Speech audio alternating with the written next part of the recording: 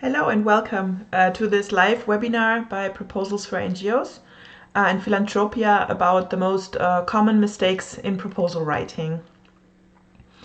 Yeah, I'm really happy to see that so many of you are attending from all over the world. I've seen Nepal, I've seen Palestine, I've seen different countries in the US, Pakistan. That's really great. My name is Eva. I'm from Germany and I'm based in Germany at the moment. But I lived in Asia and Nepal for the last 7 years and in South America and other European countries before that. So I have a lot of international experience and I've been working with Philantropia since 2018. My area of expertise is fundraising, international fundraising, development, agriculture. I've worked in an agroforestry project in Nepal for quite some time. So that's kind of my background. Last year, I finished my PhD with the University of Hamburg and the Tribhuvan University Kathmandu. So that's also done. And yeah, I relocated to Germany last year from Nepal, but I'm still working with Philantropia and we supply all these courses to you. Maybe if you've already taken part in another one of our free webinars, maybe you've already taken one of the courses. Maybe you know us from somewhere else, from Facebook or from our homepage, where we offer a lot of free resources about this topic. And yeah, during this time of Corona, we've decided to do even more of our free webinars to make sure that most of you can benefit from this information. And in this webinar, I will share in the next 30 to 40 minutes the most common reasons why proposals fail. So things I've seen while being an evaluator, reading proposals, things I've seen consulting NGOs, and some things I've done myself in the early stages of my career.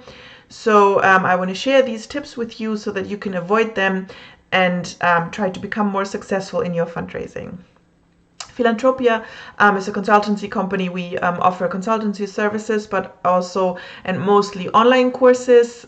We have a lot of resources. We work together with Proposals for NGOs, where we have many articles and other templates and sample proposals that you can look at if you want to learn more about the proposal process. So we will post all the links to our pages and to our offers in the comment section at some point, or you will get an email from us with the addresses, but I really recommend you check out those resources as well. Okay, it looks like you can all hear me and hopefully see me. So I see people from India joining, from Ghana, from Madagascar. This is really exciting. And I would say we could just get started and jump right in. I've prepared a presentation that I will go through with you, and at the end we will have time for questions. So if you have a question, just type it into the comment box and I will try to answer as many questions as I can and get to as many people as I can in the end. Okay, so I think we could just get started.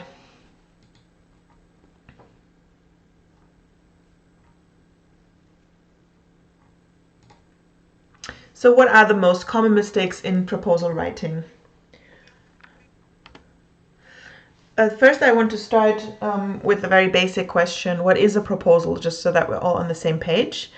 The project proposal is a document that should entail all the information needed for someone to decide if the project is worthwhile to implement. So a proposal, you also know that word from a marriage proposal or a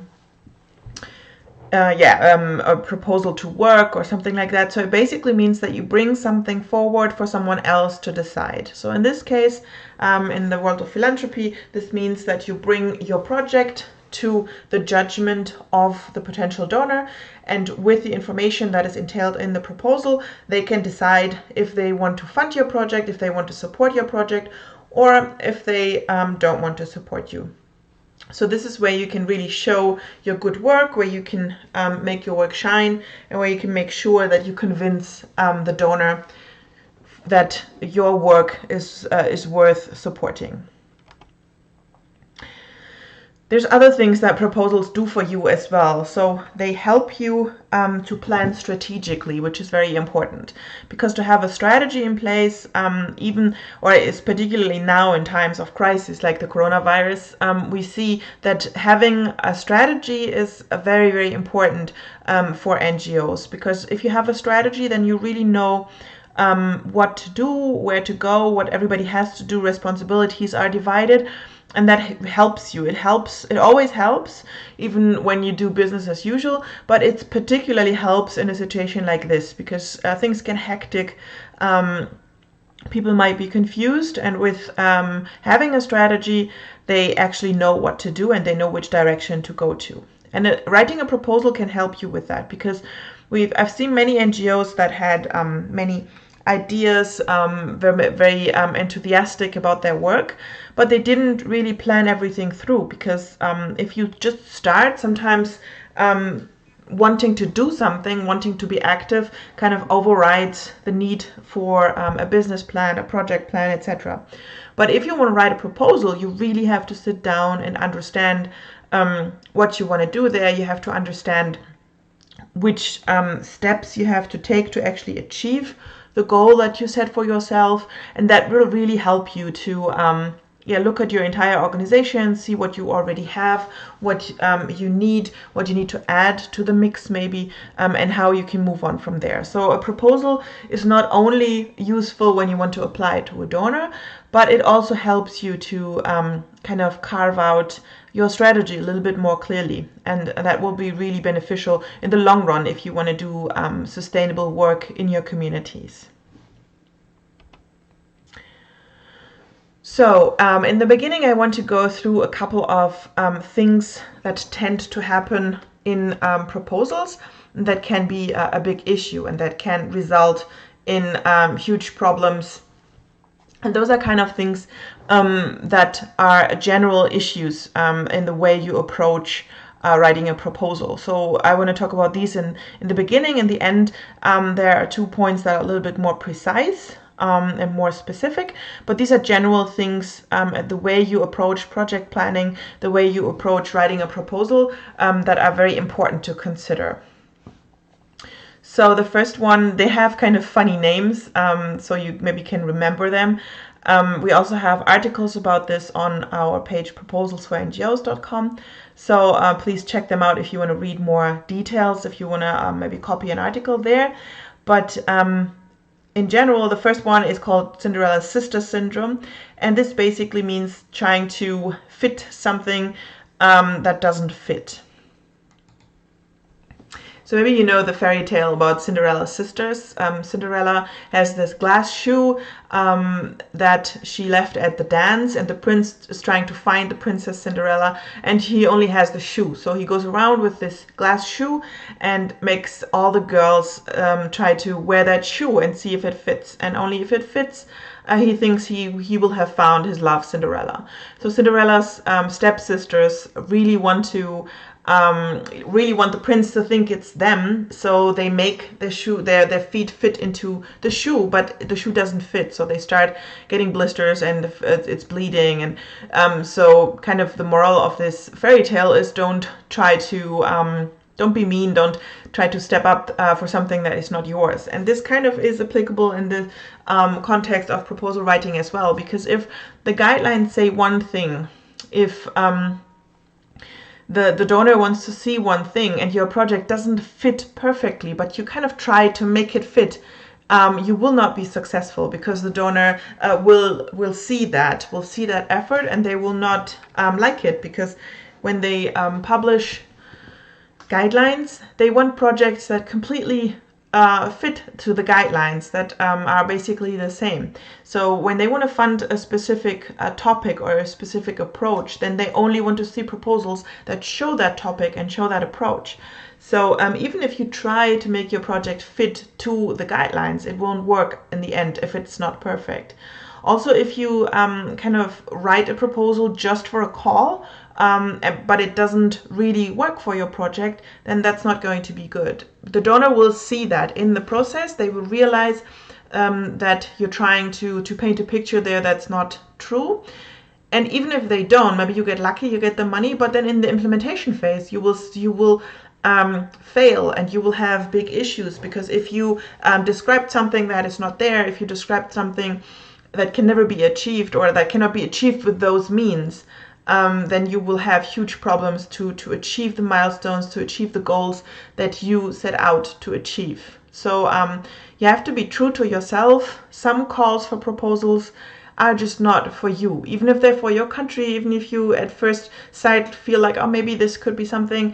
If it doesn't really fit, then don't apply. Because if you try, you just try to force your project, your foot into something that doesn't fit you, and that's not a good look, and that will not make you successful. So the next thing is called spaghetti syndrome, also a kind of a funny name for something. And this means this name goes back to this principle. I don't know if you know that, but there's this kind of urban myth that you can find out if spaghettis are well cooked if you take a spaghetti and throw it against the fridge. And if it sticks, it's well cooked, and if it falls down, it's not. I've never tried that, actually, because I think there are much more simple ways to find out if a spaghetti is well cooked. But this is something that people tell over and over that they do. And the spaghetti syndrome basically means that you write a proposal that has so many things in it, and you throw it against the fridge and something will stick. So you describe so many activities, so many different objectives and approaches, that you feel like, oh, one of those will be good. The donor will like at least one of those. So then we might get the chance to actually implement this project. But this is also a misconception, because nowadays in this sector we have so much competition. There's so many NGOs applying for funding. Sometimes when there's an open call, donors get 1,000, 2,000, 3,000 applications that are all good. There's of course there's always a couple that are no good and that they can easily sort out, but then many of them are of very high quality.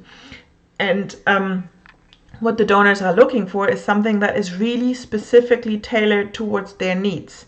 So they're not going to say, oh, they propose 5 activities, and out of those 5, 2 we like, 2 are the ones that we wanted to see, 3 not so much, but we'll take that one. They will not say that. They are looking for a proposal that is perfectly tailored towards their needs, and doesn't try to impress with the sheer volume of things that you want to do.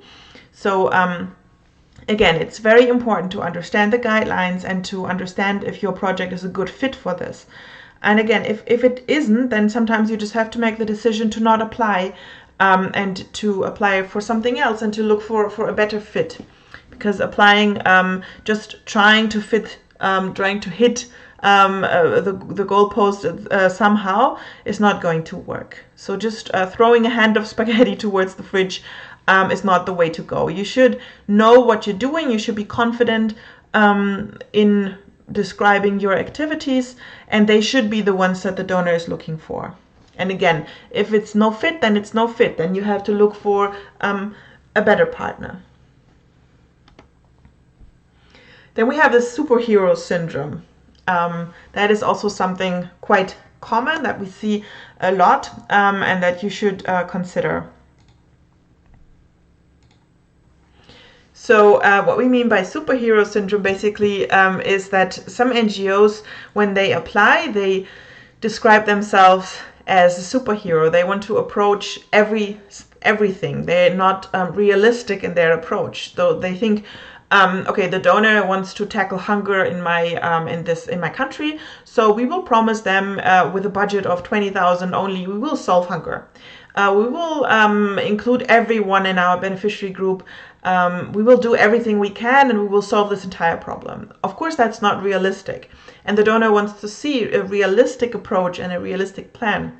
It's much better if you can show that you can solve this issue maybe in one community, in a well-researched and well-designed way, than if you promise something that you obviously cannot achieve. Because yes, maybe the end goal is to solve hunger in your entire country, but with that one project, you will not be able to achieve that.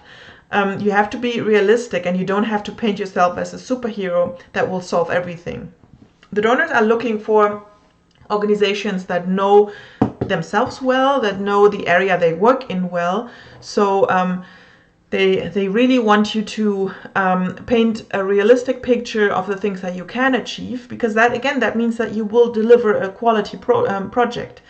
If you promise too much, they don't know if that is just because you desperately try to convince them, or maybe you absolutely don't understand the situation in your community. If you feel like with a very low budget you can solve this entire problem, maybe you don't have a grasp of the problem at all. So that's not a good look for you and your organization. Even if you're just trying to convince the donor and try to promise a little bit more than you can do, it's going to be an issue, because even if you can convince the donor, which many times is not possible, but even if they fall for it, you will have a problem later during the implementation, because then you have to present a report that shows things that you were not able to do. And that's, again, that's not good.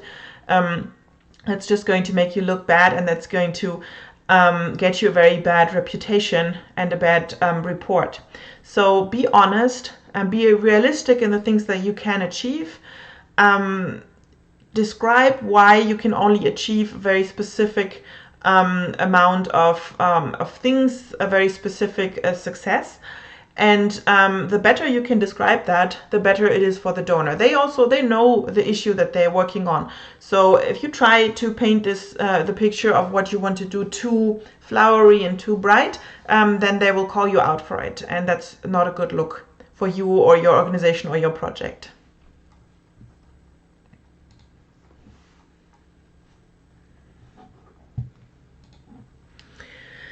And then we have the doing without achieving syndrome.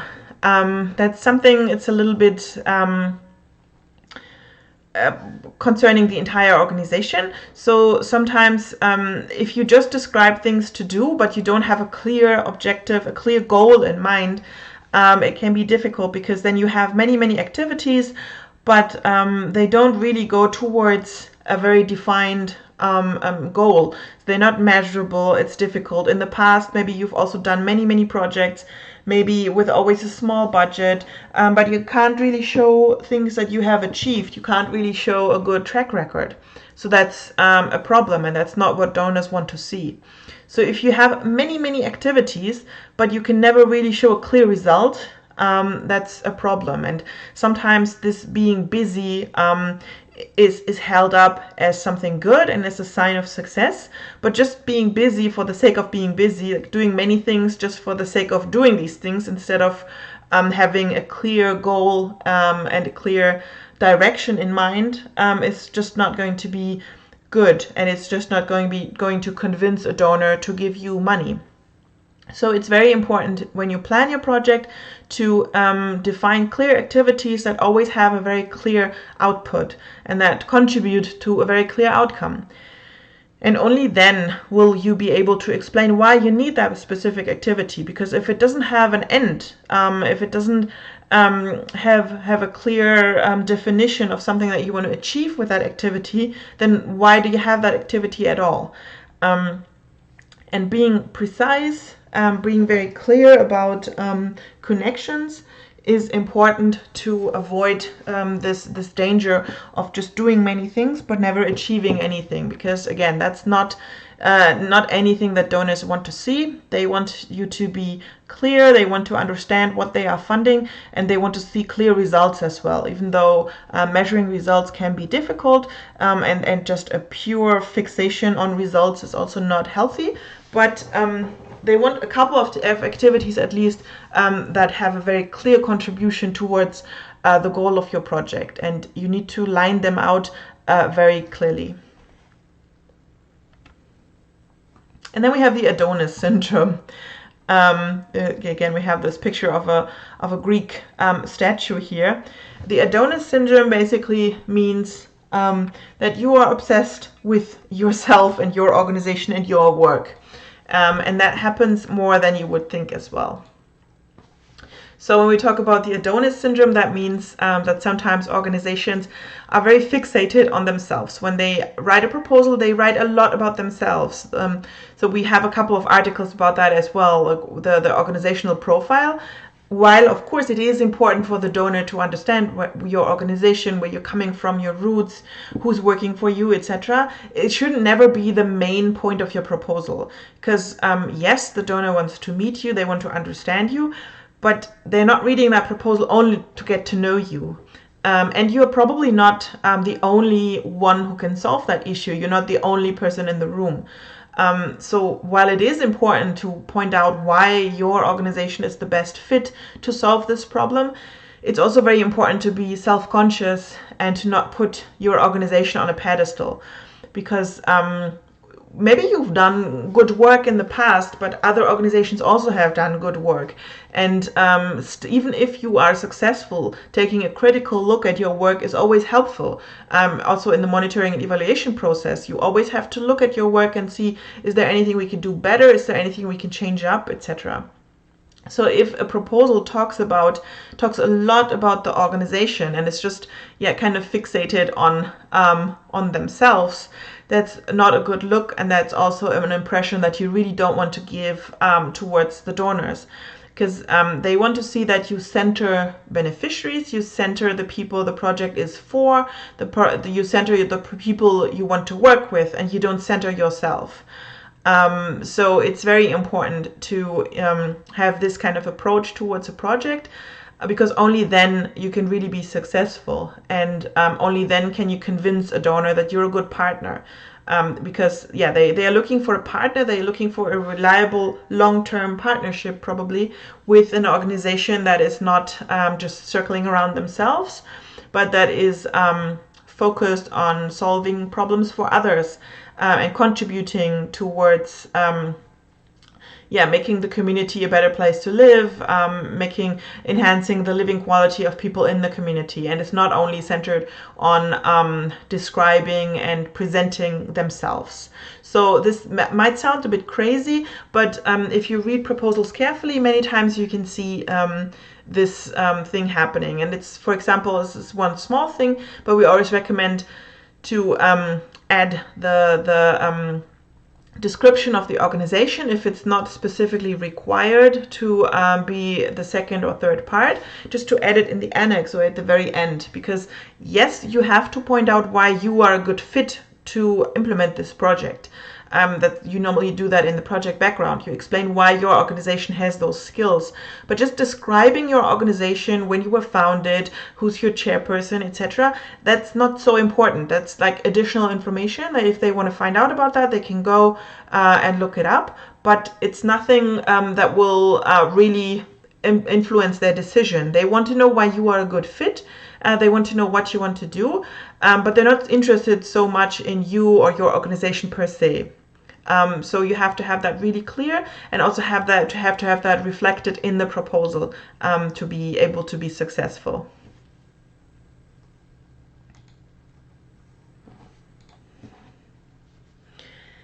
And then we have the issue of just more of the same. And that is also something that happens quite frequently, that you get many proposals, but they all just describe the same approach. They describe something that has been done hundreds of times over, and there's nothing new to it. There's no new data. There's no new ideas. It's just the same. And that can be boring as well. So if you read a lot of calls for proposals, you will see that many of them always include a section where it says innovative approaches are searched for. So that basically means they want to see something new. Innovative doesn't mean that you have to invent the wheel over and over again. It doesn't mean that you have to come up with something drastically new that is completely different from anything they've seen before. That's not what it means. It means that you should think about a little bit of a difference in the approach. Maybe it's just a new methodology. Maybe it's a new way of collecting data. Maybe it's a new way of implementing an agricultural technique, etc. It can be something small, but it shows, if you go for things like that, it shows that you're very interested, that you are following the research in the field that you're working in, that you're an expert, that you really try to stay at the top of your game. And it shows that you're really interested in this, and that it's not something that you just do because you've done it for the last 10 years and it kind of gets repetitive. And it will also make sure if you include something new, something a little bit innovative in your proposal, it makes sure that your proposal will stick out of the pile. If they get 10 with the same approach and yours is a bit different, then maybe they will read your proposal with a lot more interest and maybe favor it. So that's always a plus if you have some new element that people have not read before and that catches their attention. If you propose a new approach, for example, to convince people in an awareness campaign, or a new agricultural technique, a new procedure if you work in the health sector, etc., you always have to make sure that you have data to back up why you want to use that new technique. If it's drastically new, then you have to have studies or case studies, something to prove that it's a good idea, that it will be helpful, and that it will be good to use that new kind of hook or whatever it is. And you can do that in the project background. But you have to prove it. You can't just come up with something completely new and have no data to back it up. If it's something really new and there is no data yet, you can also explain that, but you have to explain it well, and you have to explain your reasoning, why you want to try it, why you want to use it, and what your ideas behind this were very well, so that donors can understand and that they can agree with you in wanting to try this in a new situation.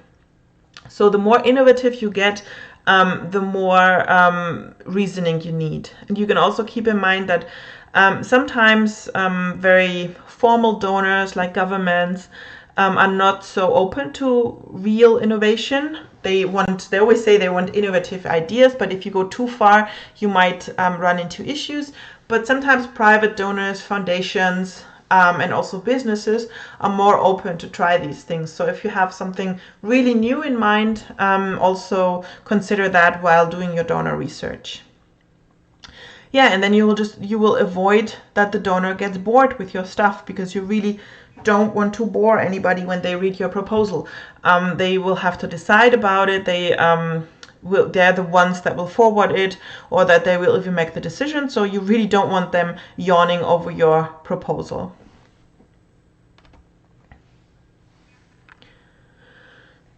And then there's this other mistake, to not pay attention to the guidelines. I don't know if you can see the picture in my presentation. I can't see the picture. There must have been some mistake. But I think it doesn't matter here. So not paying attention to the guidelines is, I would say, one of the biggest mistake that I see in proposal writing, and that I've seen over and over again. So we talked about this before, that sometimes NGOs try to just fit their proposal towards guidelines, or they are trying to make something to dress up their project to make it fit to the guidelines, or that they are just including so many different activities that they feel like, oh, something will stick. But then there's also the NGOs that just right out ignore the guidelines, and that happens more than you would think. I always quote this example where there was a call for proposals, and it specifically said no proposals from India for some reason. And they said half of the proposals they received were from India. So people just don't read the guidelines, and it's the most simple thing that you can do to avoid disappointment on your end and on the donor's end, because for the donor it's also work. They have to read the proposals to see, oh, they don't adhere to the guidelines. They have to put in that work, and especially it's a lot of work for you, because you have to write the proposal.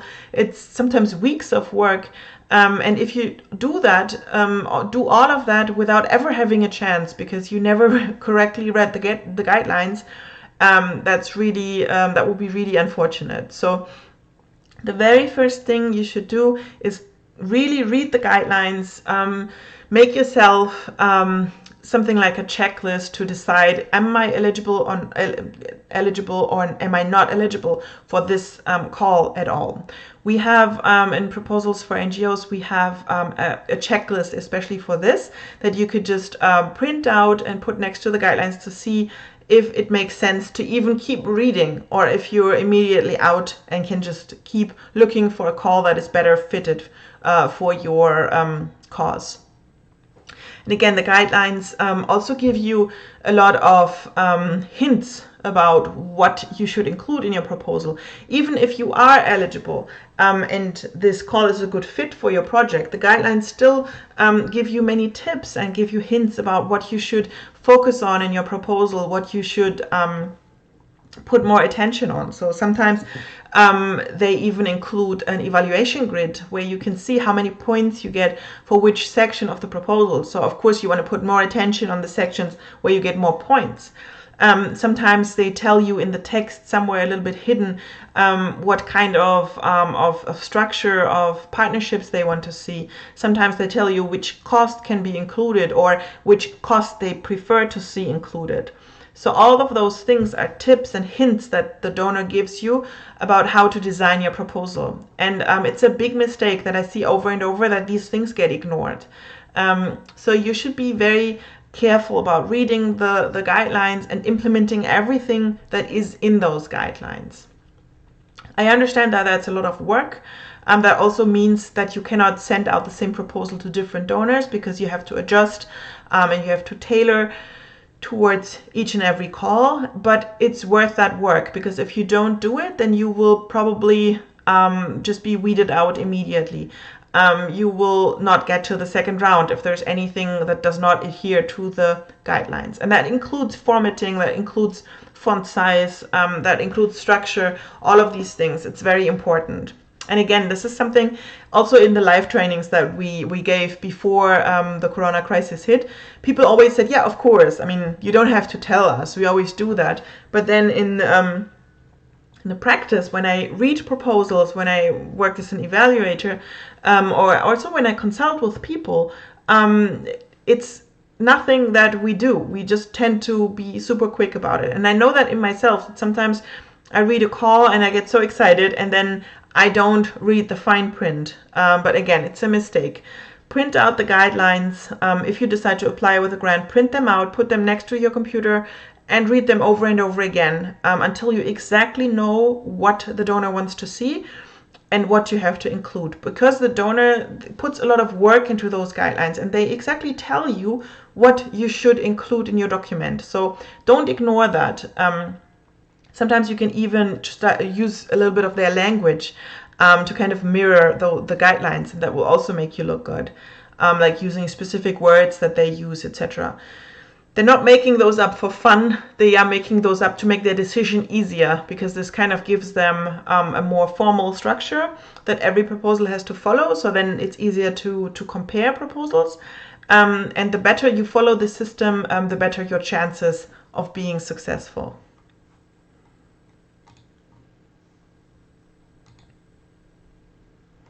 Okay, this graphic said the guidelines. So again, this stresses the most important document that you should have by your side while preparing a proposal are the guidelines. But I think I've stressed that enough already.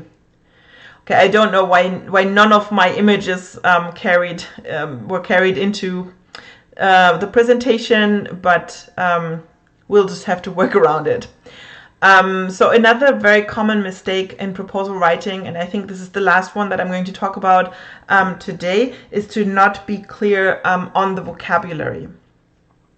So that's a big issue. So understanding the terminology of proposal writing is super important, and unfortunately it's a little bit different than the use of these words in the common language that we have.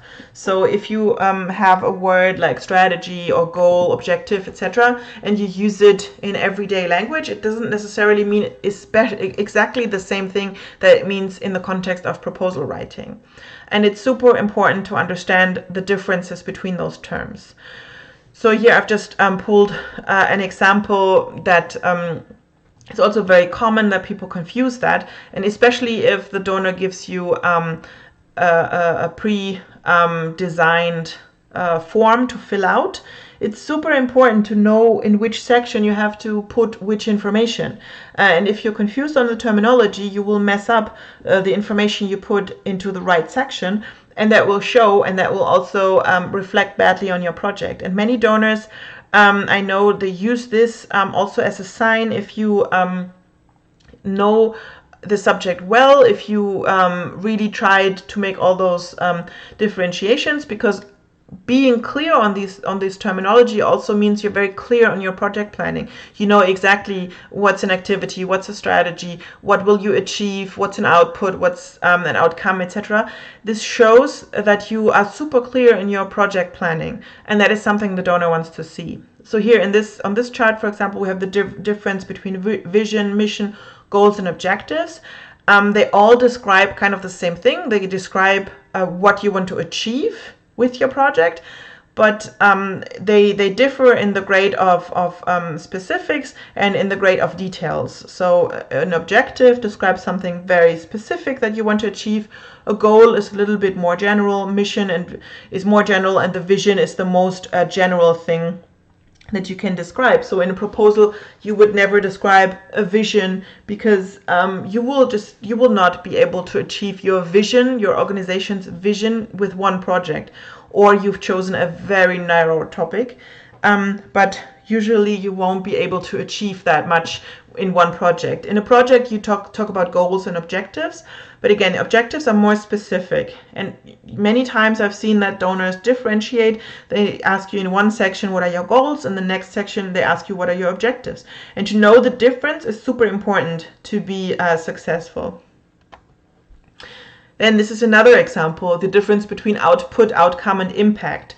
Those are terms that are sometimes used exchangeably, but they are not the same. They don't mean the same in the context of proposal writing. And again, it's super important that you understand the difference. The output is something that results directly from an activity. So there's something like number of teachers trained, number of trees planted, stuff like that.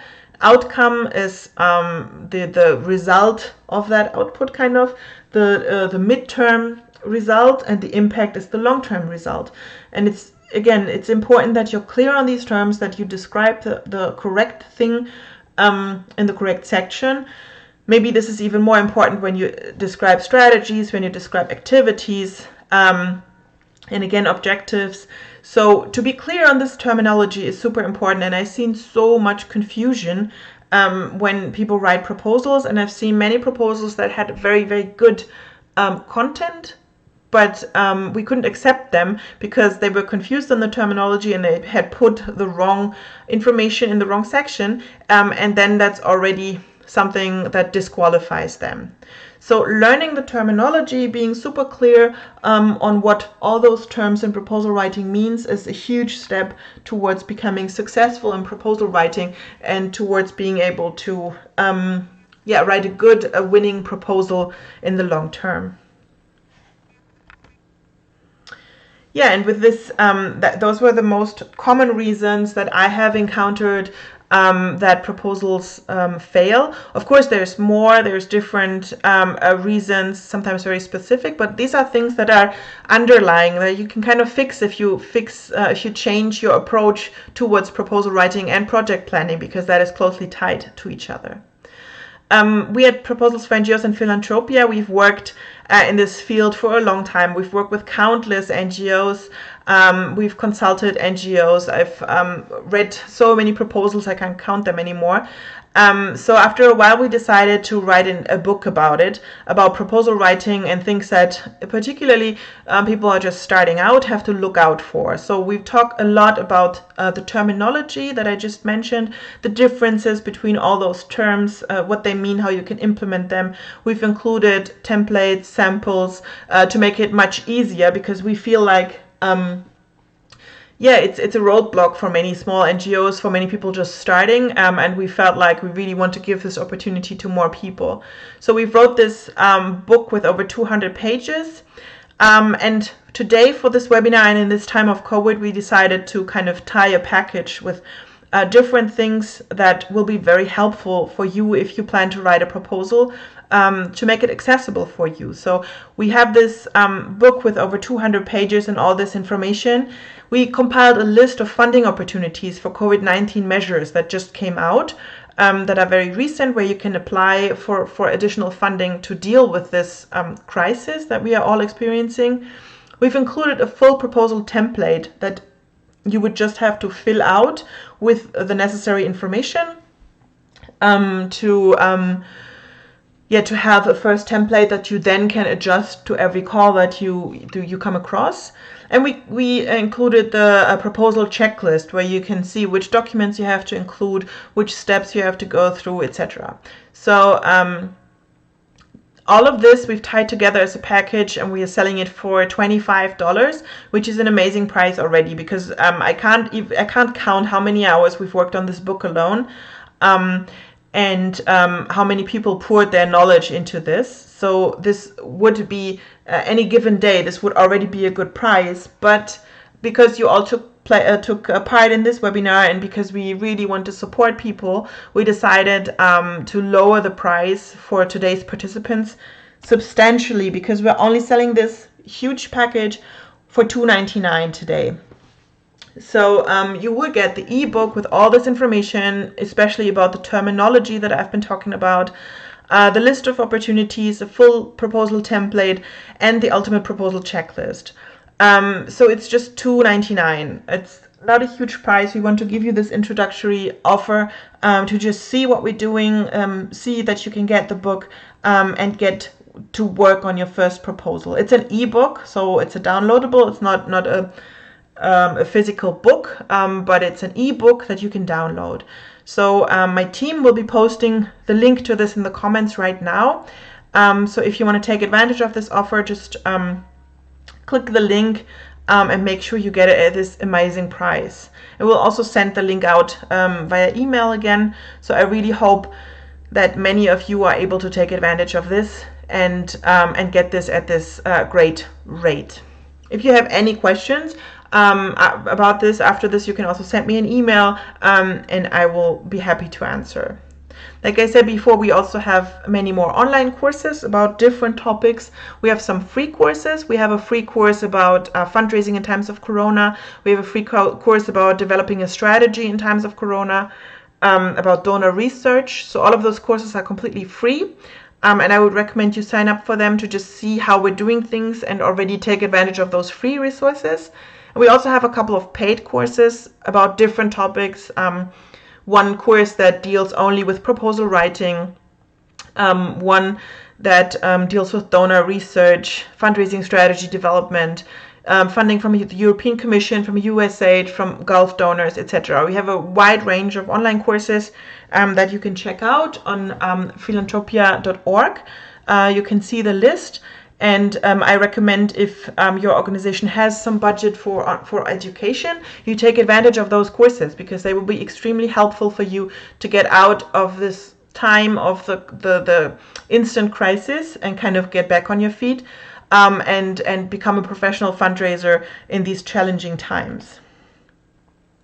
And also, because you joined this webinar and you stayed with us all this time, we also want to offer you a 30% off coupon on all the courses. So with the coupon code PFN users, you can get 30% off any of the courses that you find on philantropia.org. So yeah, please check that out. I'm sure my team will also be posting the link, and take advantage of this offer. If you have any questions, just let me know, and we will answer your questions. We also have a 30-day money-back policy. So if you take a course and for some reason you decide, oh, this is not for me, this is not what I expected, you can just let us know, and you will get your money back without any questions asked.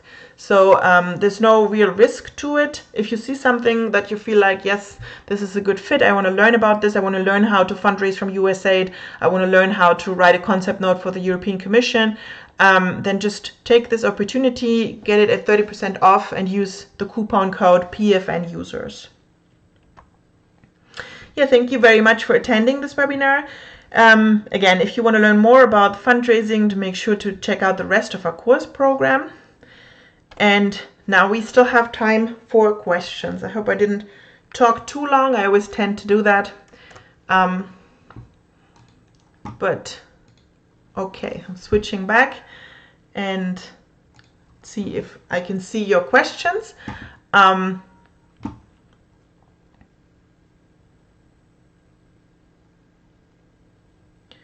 Let's see. So one of the first questions that we got even before this the seminar started was with almost from Lavan. With almost all potential donors with own guidelines, can we still rely on the kind of proposal writing styles still taught in our colleges, which are not updated to accommodate current trends? Yeah, that's a big issue. If it's kind of static, if the teachings are not adjusted, that's a big problem. I think the structure of a proposal most of the time stays very similar. You have a project background, then you have description of the action, the justification, and the budget, all the usual things of a proposal, they don't change. So learning about that is always good. But like you said, most of the donors have their own guidelines. And again, it's super important that you follow those guidelines, that you follow through. Yeah, you have to adjust the proposal. I think learning about a proposal, about the sample proposal, the usual proposal, makes a lot of sense. It's very good. But you also have to learn that you have to adjust it, and you kind of have to learn the skills on how to adjust your proposal towards the guidelines.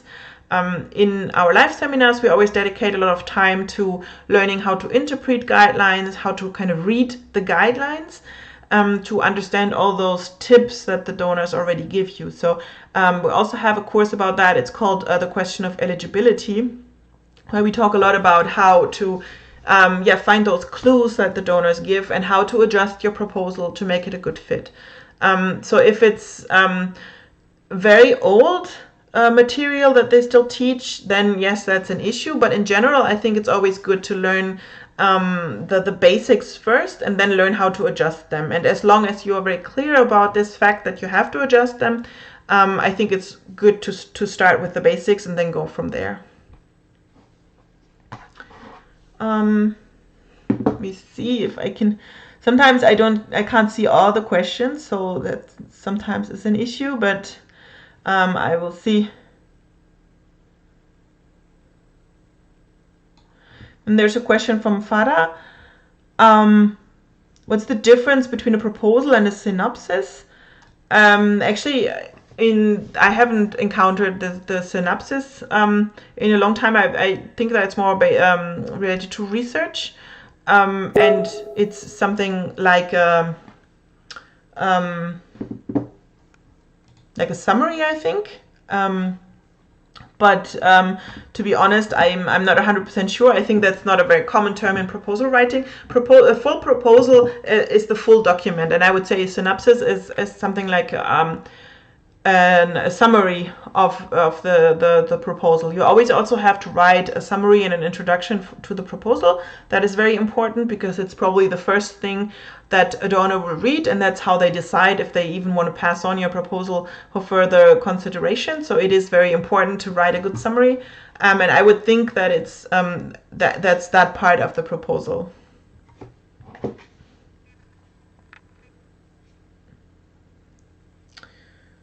Okay, let me see. My staff is sending me the questions to my phone because I am having a hard time with YouTube.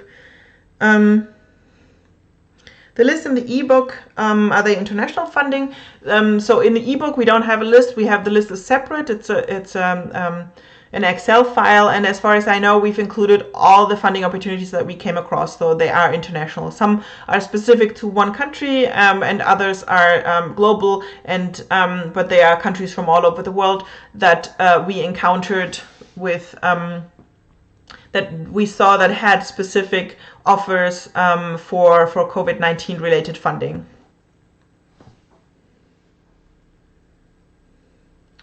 What's the difference between a proposal and a concept note? Yeah, that is also a very common question. A concept note is kind of a shorter form of a proposal. It doesn't include as many details as a full proposal, and sometimes donors make a two-stage process where they want to where they ask for concept notes first, and those are most of the time the maximum of 5 pages, sometimes even only 3 pages, and then they decide which one they like. And with that information, they go forward and request full proposals. So a concept note normally has a much shorter justification. It still has the description, but it's all shorter and has a good call to action. It normally includes a budget, but not a full detailed budget, but just the budget numbers.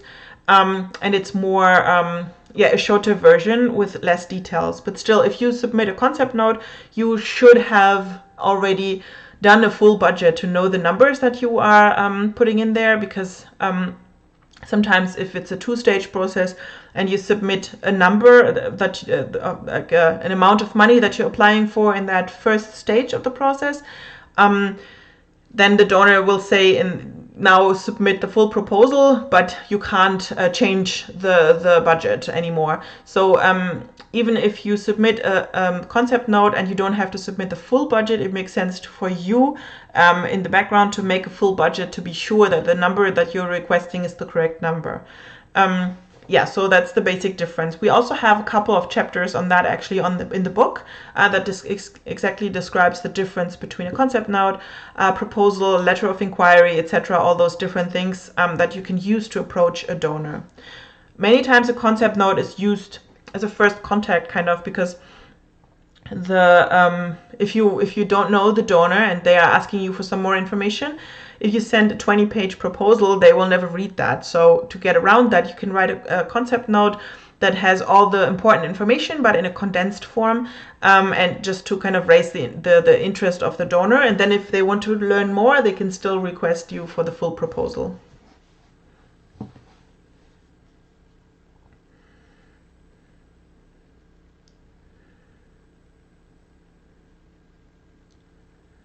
Are there any donors? Then there's from Regna, there's a question. Are there any donors who give grants to new or beginning organizations? That's a good question as well. That's something that we always encounter, that it's an issue for new NGOs. Many times very local foundations do that. Sometimes also embassies of other countries, that they try to support small organizations as well. But if you just start out and you don't have a track record with successful fundraising, it can be very tricky to get money. So one thing that we always recommend is that you look for partnerships. So if you can find another NGO that works either in your community or in your topic area that would be interested to partner up with you, then you can kind of use their name to apply, but still gain a track record in successful applications. That makes a lot of sense, because then you can also learn, you can combine resources, you can share your knowledge, and that can make a lot of sense. We actually have an online course about this that is called How to Fundraise When Your NGO is Brand New, because we know that this is a very important topic, especially for small grassroots NGOs that are just starting out. It is an issue though. If you can get your papers as early as possible, that's a good thing, because some donors request you to have 2 years of registration, sometimes 3 years of registration, and there can be a roadblock for NGOs. But again, partnering might be an option. Finding out, applying for small grants first. So if you apply for, say, 5,000 to a maximum of 10,000 US dollars first with foundations that give small grants, many times they don't have as high restrictions then if you apply for bigger grants, and that will give you a track record, and with that you can kind of make your way up the ladder, and that will help you to gain this experience and this track record that you need to then at some point apply for higher grants and for more money.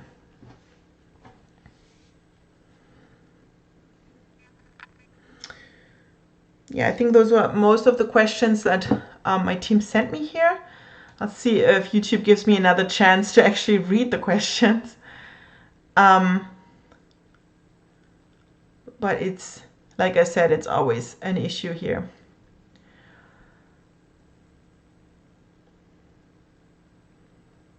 Yeah, there's another question about the difference between a proposal and a concept note, but I've already talked about that.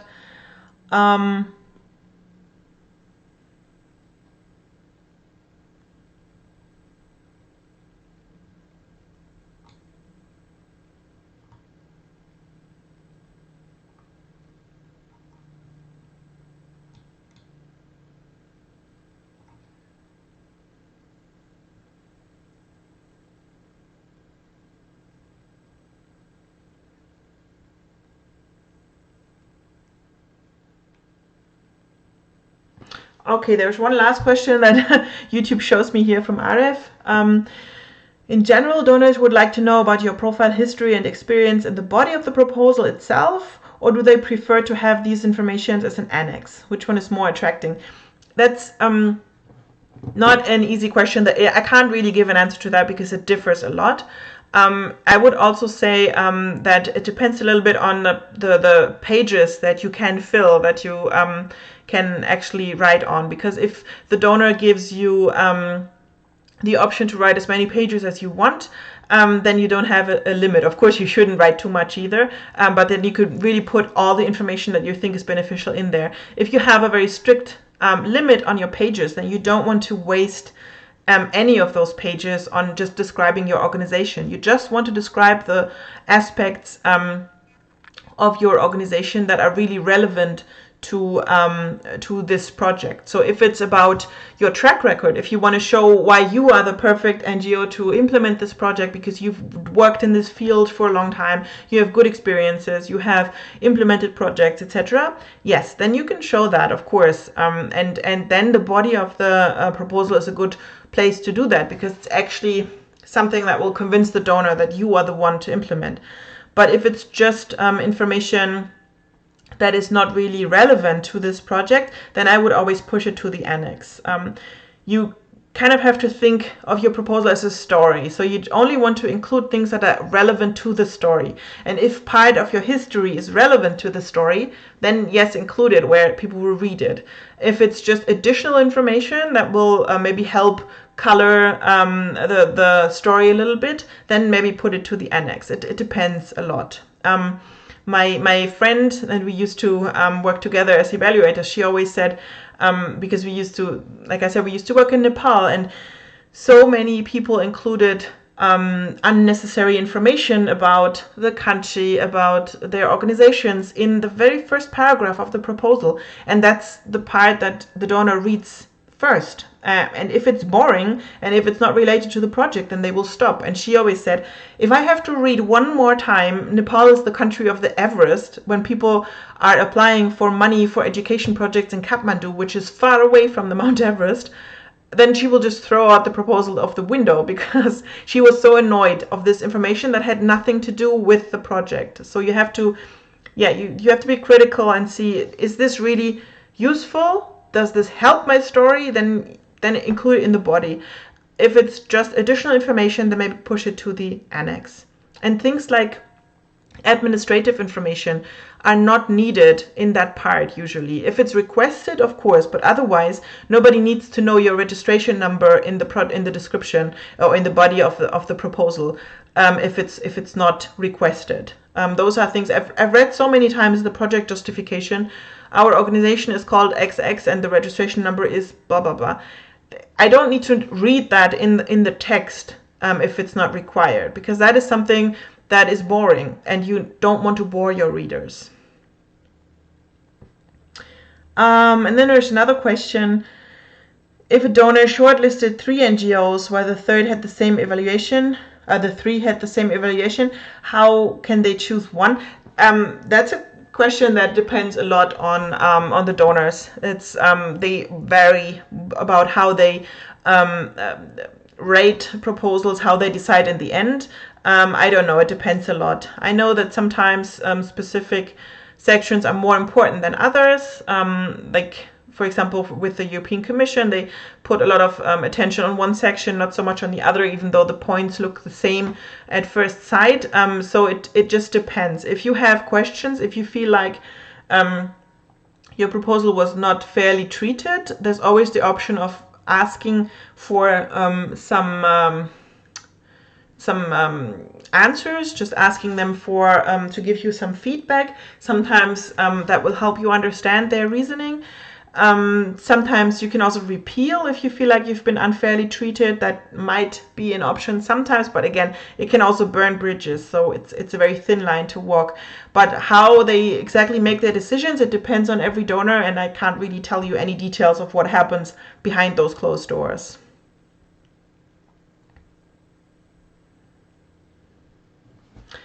Okay, I think those are at least all the questions that YouTube decided to show me.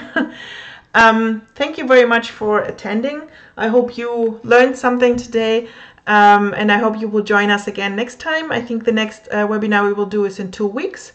Again, if you have a topic that you would like me to cover, you can always let us know, and you can let us know, and we will try to incorporate your ideas. I'm sorry, I just saw one more questions by Darlene. How do I access the special price for the guide? Yeah, the website, it says that there's a link. If you scroll up in the comments, my team posted a link, and they will post it again at the bottom of the video. And you will also, if you signed up for this webinar, you will get an email with the link again that you can click.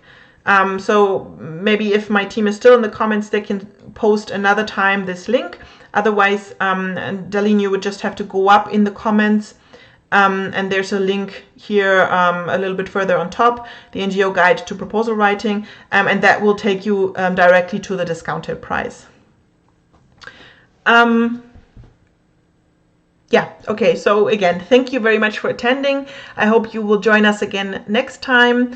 I hope maybe you will even find a course that you like, that you want to take part in. I recommend you at least check out the free courses that we have. We try to share as much information for free as we can, because we know finances can be a struggle right now. Some of them we can't, the higher end courses, but maybe you can request from your organization to join one of those if you feel like that will be helpful. Yeah, and I just hope you stay healthy, stay well, and to see you again soon in one of our other courses or in our next webinar. Thank you very much, and bye-bye.